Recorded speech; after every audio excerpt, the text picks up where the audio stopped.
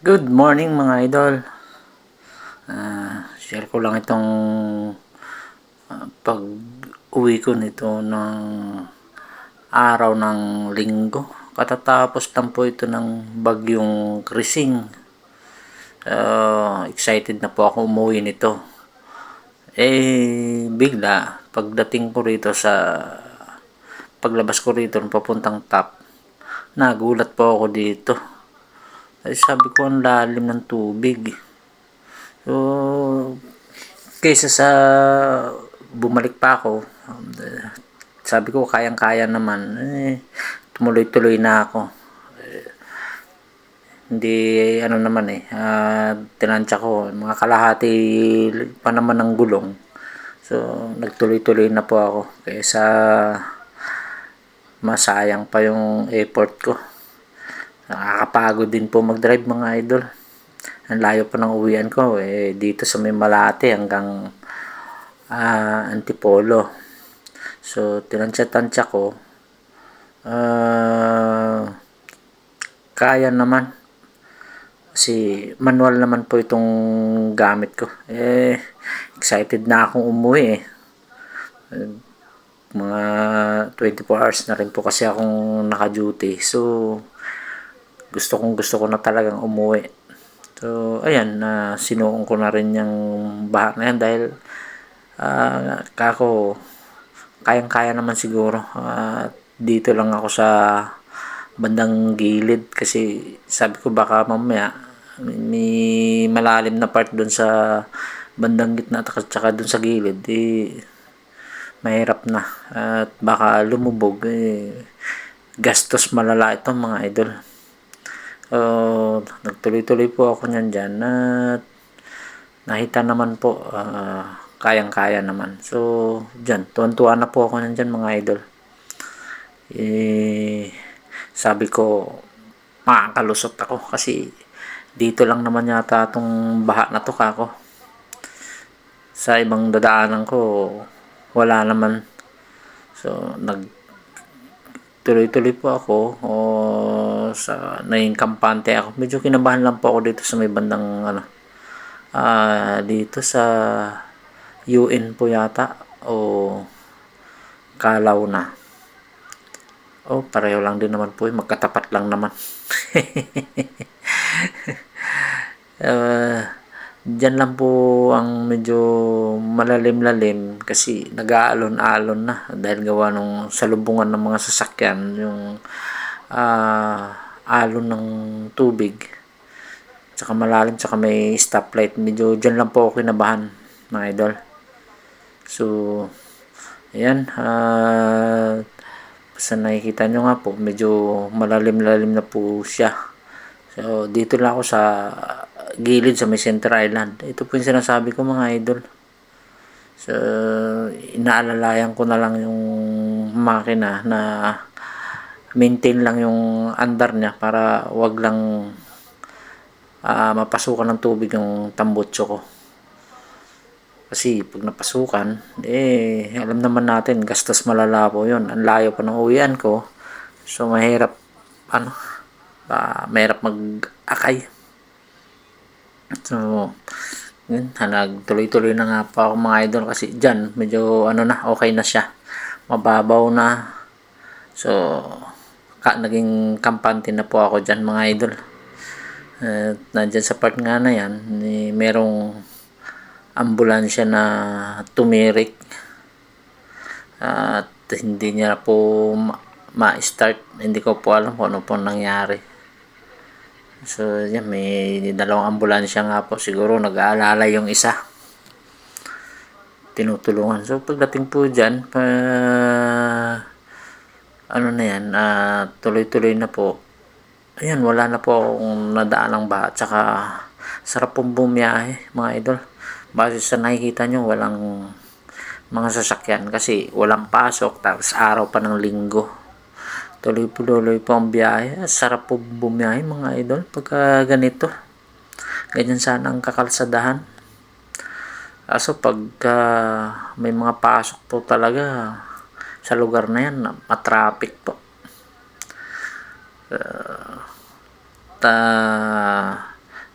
Tara mga idol, tuloy po natin ang ating pagbiyahe. Panoorin yun na po natin kung gaano po kaginhawa ang kakalsadahan natin.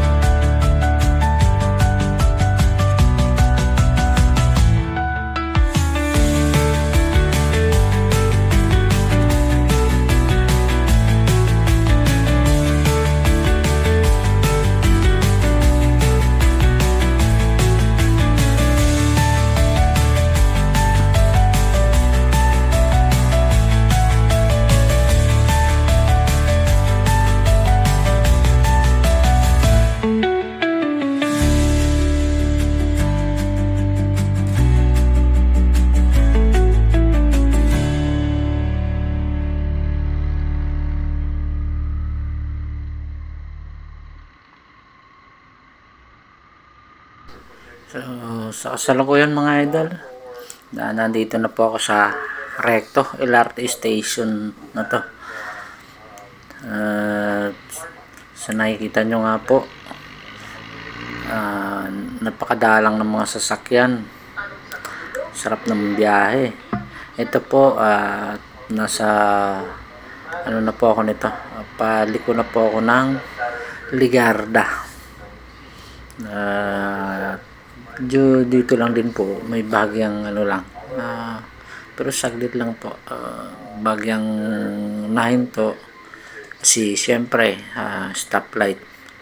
Ito po kasi dito po ako dumadaan lagi, hindi ko po kasi kabisado yung ibang rota, although pwede naman po kasi may mga ano naman tayo, may mga navigation app naman na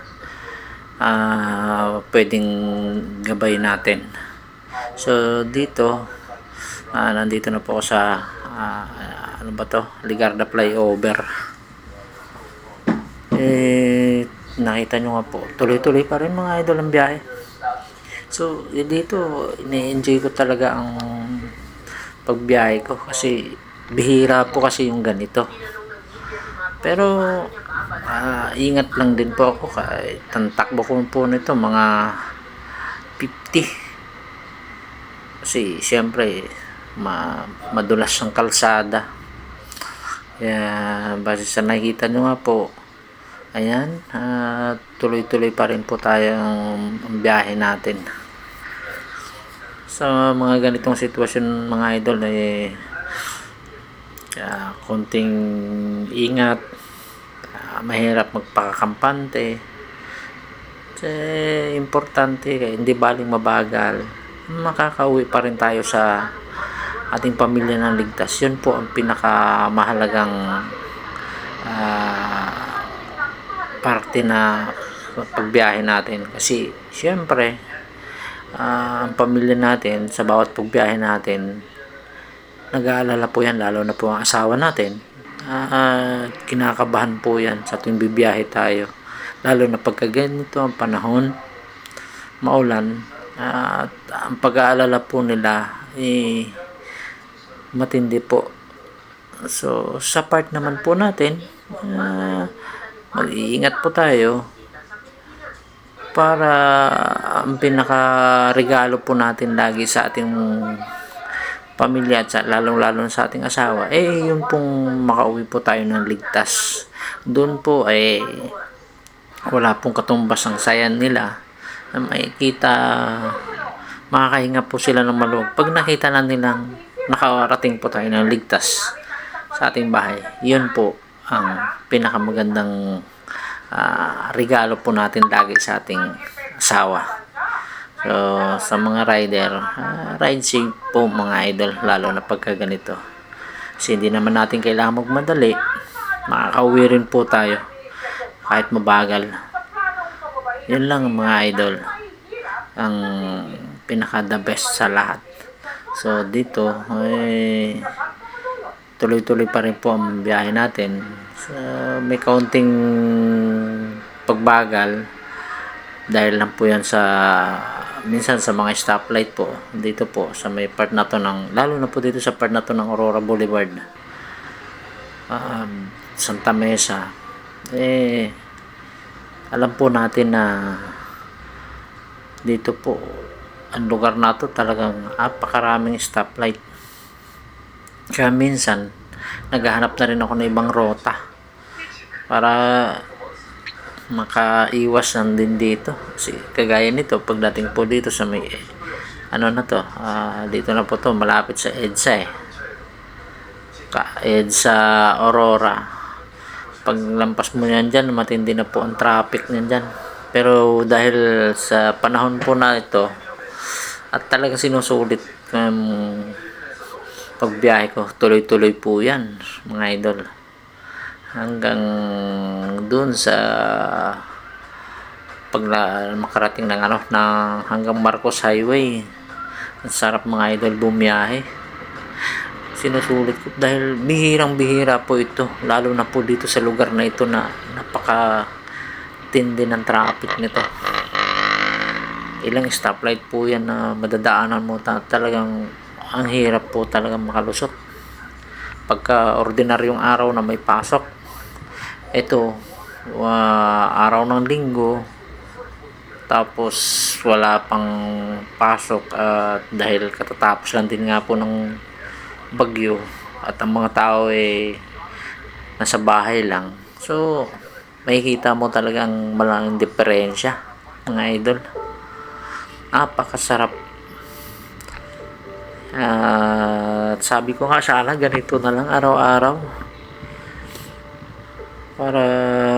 pero imposible kasi siyempre sa realidad tayo talagang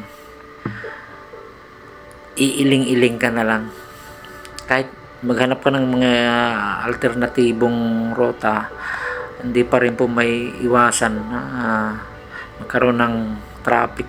Kasi aminin man natin sa hindi, dahil congested na nga po ang Metro Manila. So wala talagang choice kundi tiyagain mo talaga, mag-adjust ka ng oras at saka baon ka na rin talaga ng napakahabang pasensya. Tara mga idol, tuloy po natin ang ating pagbiyahe. Dito na po to sa may bandang Katipunan. Ayan, nakalabas na nga po ako. So tuloy-tuloy na Marcos Highway. Ayan, sa may Marikina River na po to. So tara mga idol, sana panoorin nyo pa rin po itong video hanggang sa dulo.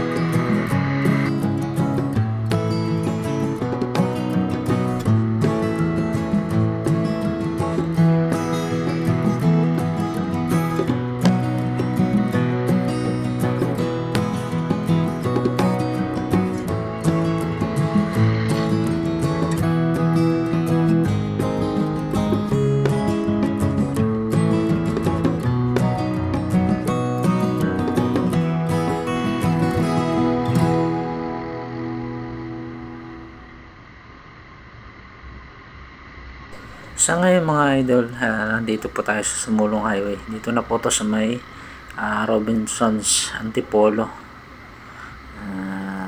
Base po sa nakikita po ninyo, ganun pa rin po. Ang luwag pa rin po ng kakalsadahan. At ang bilis lang po ng biyahe kapag ganito. So, tipid sa oras. At syempre, tipid na rin po sa gas. So, less gastos kumbaga. Pagka ganyan. Sana araw-araw na ganyan. Malaking bagay yan para sa ating ekonomiya kung tustusin mga idol. Kasi yung mga pangangailangan, mabilis lang pong marating. So, dito na tayo sa Hinulugan Taktak. At kakanan muna ako dito sa Daang Bakal kasi sabi ko, sisilipin ko lang itong simbahan dito ng Immaculate Heart of Mary. Araw kasi ito ng linggo mga idol. Sabi ko, titingnan ko para makapagsimba kami. Pag-ikot ko nga po rito, kukunti lang yung tao kasi siguro gawa nung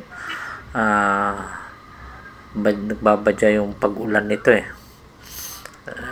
kaya kukunti. Ultimo nga mga nagja-jogging dito mga idol at kukunti, samantalang pag-araw po ito ng linggo, pakarami pong nagja-jogging dito, mga nagbibisikleta,